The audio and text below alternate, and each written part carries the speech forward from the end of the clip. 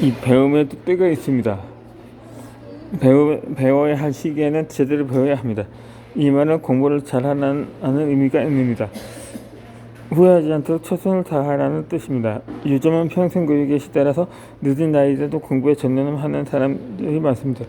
그대로 배움에 대한 열정은 젊은이보다 강렬합니다.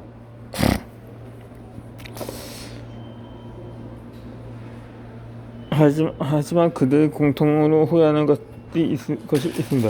배워야 할 시기에 제대로 배우지 못한 것입니다. 나이 들어 공부에 임하다 보니 쉽게 한계에 직면합니다. 이 공부에도 집중하기가 어렵습니다.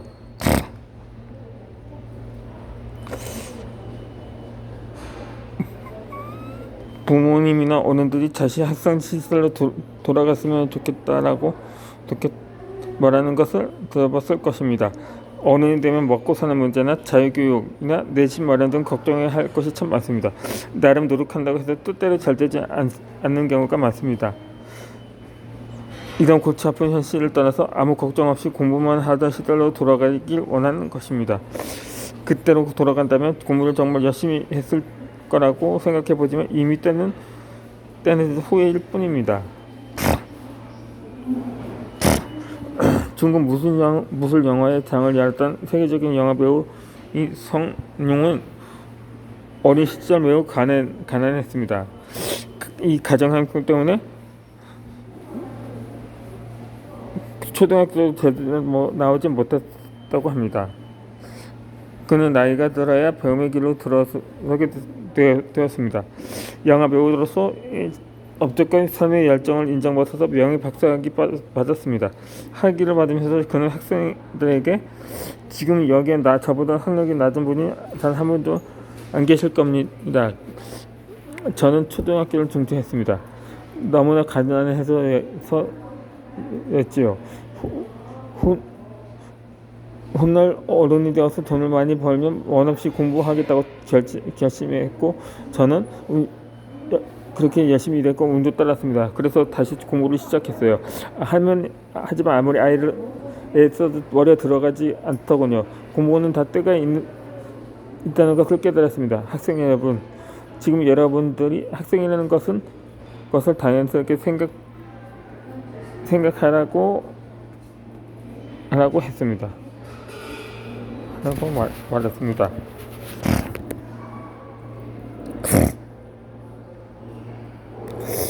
언젠가는 날기를 원하면 먼저 일어서고 걷고 달리고 기어오르고 깡충거리는 것을 배워야 한다.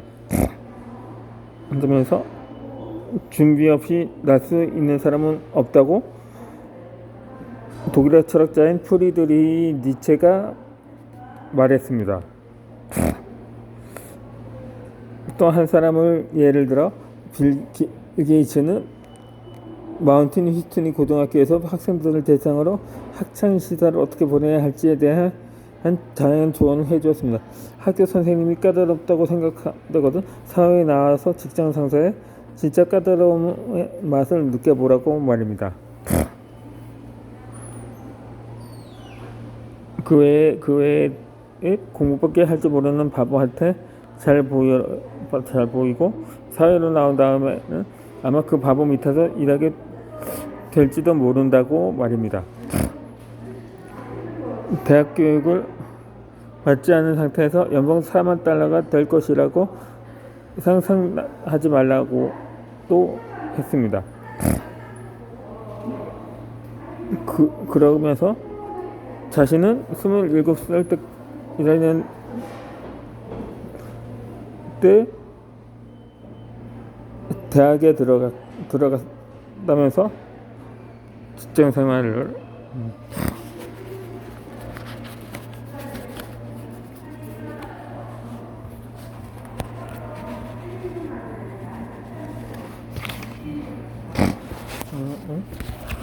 해보았고 사회 경험도 해봤다면서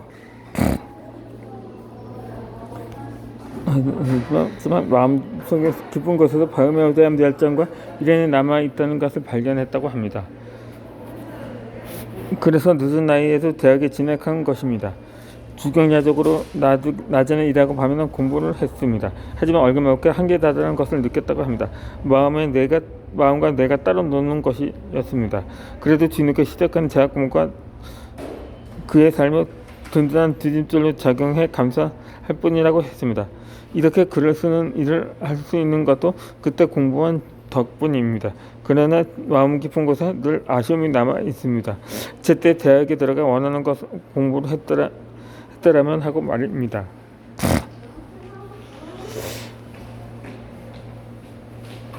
그렇다면 무엇을 해야 할까라고 생각하는가요?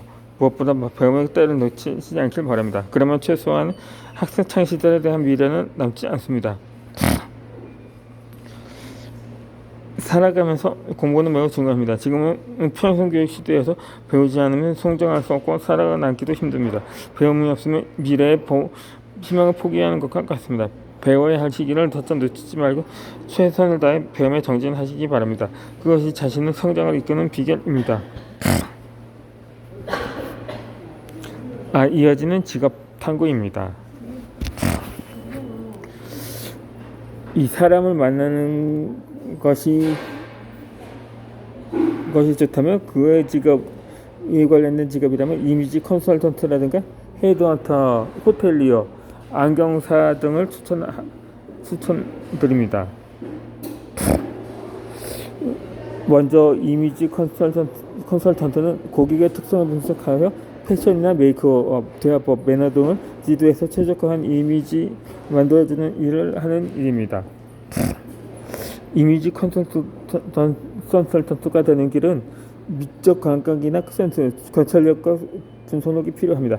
이미지 컨설턴트가 되는 데 특별한 자기나 학력은 필요하지가 않지만 이 패션이나 미술, 헤어나 메이크업 등의 대한 지식과 감각이 있으면 도움이 됩니다.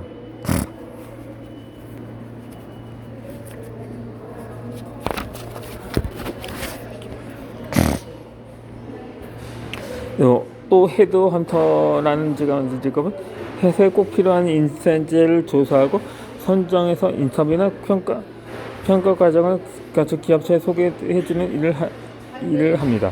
주로 전문 경영인이나 기술자, 강급부 이상의 고급 인력이나 전문 인력을 소개합니다. 이 헤드헌터가 되는 길은 여러 직종과 업무에 대한 배경 지식이 필요합니다. 사람들을 만나는 이름으로 대인관계 능력도 좋아야 하고 신용과 신뢰도 중요합니다. 헤드헌터가 되기 위해서 이 정규 교육 과정은 아직 없지만 대부분 기업에서 인사 담당자로 일하는 사람이 헤드헌터 일을 하는 경우가 많습니다. 그리고 호텔리어라는 직업은 이 숙소뿐만 아니라 결혼식과 각종 행사를 할 수 있는 연회장을 비롯해 레스토랑, 회의장 등 다양한 공간을 갖추고 있는 곳이기 때문에 이 호텔리어는 호텔을 이용하는 사람들에게 각종 서비스를 제공하는 사람들을 말합니다. 따라서 호텔리어가 되는 길은 원만한 대인관계를 포함해 서비스 정신과 깔끔한 용어가 중요합니다. 대학에서 호텔 경영학이나 관광학을 전공하면 도움이 되고 외국어 능력도 같으면 유리합니다. 안경사라는 직업은 고객의 눈을 검사해서 눈 상태에서 맞는 안경의 콘택트 렌즈를 맞추는 일을 합니다. 고객을 대상으로 상담은 없는가 많아서 사람에게 관심이 많고 대화를 즐기는 외향적인 성격이 유리합니다. 이 안경사가 되는 길은 안경을 제조할 수 있는 정교한 손동작이란가 고객을 상대하는 원하는 소통이 필요합니다. 눈과 시력, 안경에 대한 기본적인 의학 지식도 요구됩니다. 안경사가 되려면 대학에서 안경학과를 졸업하고 안경사 국가고시에 합격해야 합니다.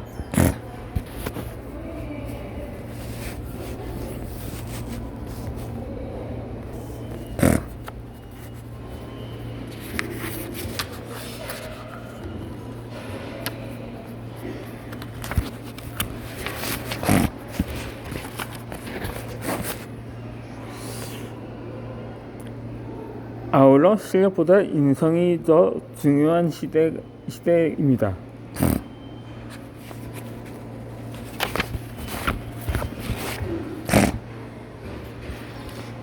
왜 실력보다 인생이 더 중요하면 하면 미국의 35대 대통령 존 F 케네디는 우리는 전쟁터에서 승리하고 경기장에서 승리한 것으로 기억되는 것이 아니라 고귀한 인간 정신이 얼마나 귀하느냐로 기억될 것이라고 했습니다. 예능 프로에서 최고의 활약을 하던 연예인이 하루아침에 텔레비에서 나오지 않은 경우가 종종 있습니다. 인기 갈도를 달리던 그들의 시청자들의 외면을 받는 것은 실력 때문이 아니올시다. 그들의 성숙하지 못한 삶의 태도 때문입니다. 공인으로서 해서는 안 된 일을 저질러서 출연을 못하는 것입니다. 사회적으로 존경받는 교수나 고위급 공무원들도 성숙하지 못한 행동을 저질러서 하루아침에 나락으로 떨어지기도 합니다. 수십 년을 공들여 쌓아오는 명성이 단번에 무너지는 셈입니다. 이는 결국 인성의 문제라고 볼 수가 있습니다.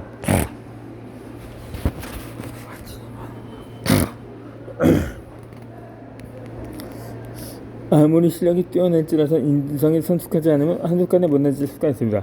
힘들게 노력해서 세운 공동体이 무너지지 않으려면 실력보다 인성을 중요시해야 합니다. 따라서 청소년들 시기부터 바람직한 인성을 만들려고 노력해야 합니다. 그렇지 않으면 좋은 대학이나 직장은 별 의미가 없습니다. 요즘은 대학 입시와 기업 입사에서도 인성을 평가해 중요한 잣대로 내세우고 있습니다. 인성이 올바르지 않으면 대학이나 회사에 들어가기도 힘든 시대가 된 것입니다. 인성이란 사람들의 성품, 즉 사람들의 성질과 품격을 일컫는 말입니다. 저 사람은 인성이 훌륭하다는 건 말과 행동이 바람직하다는 뜻입니다. 인격은 그럴듯하게 포장한다고 해서 감춰지지 않습니다. 내가 품고 있는 생각이나 말과 행동이나 마음의 결정력이 때문에 삶의 태도를 꼭 드러냅니다. 그러므로 자신의 내면에 바르게 갖고 바람직한 인성을 지닌 사람이 되도록 노력해야 합니다. 영국의 극작가인 윌리엄 셰익스피어는 무엇보다 자기 자신에게 진실하면 어떤 사람과의 관계에서도 실패하지 않을 것이라고 했습니다. 또 미국의 국보로 불리는 벤자민 프랭클린은 완벽한 인격체,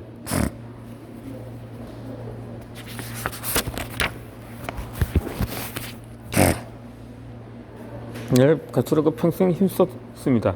그는 젊었을 때부터 정치가로 성공 가도를 달렸습니다. 하지만 성공수까지 못한 인격 때문에 다른 사람들에게 상처를 주는 일이 많았다고 합니다. 이 토론을 좋아했던 그는 그 자신의 논리는 다른 사람을 몰아넣었습니다. 그 과정에서 상대의 마음에 상처가 서슴지 않았다고 합니다. 때로는 하지 말았어야 할 행동에 휩싸이기도 했습니다. 자기 삶이 성공까지 못하는 것을 발견한 그는 완벽한 인격체를 이루기 위해 13가지 전문가 기호를 정했다고 합니다. 그렇게 프랭클린은 13가지 정문을 정하기 전에 스스로 적절한 사람이 되기 위해 노력했지만 생각으로는 성숙한 인격을 갖추기 어렵다는 깨달았습니다. 잠시라도 방심하면 그 행동이 나타나는 것 같습니다. 그래서 나쁜 성공을 받아서 혼란하고 딱 쓰는 정보상으로부터 그렇게 생각을 받아 이어지는 영상에서 설명드리겠습니다.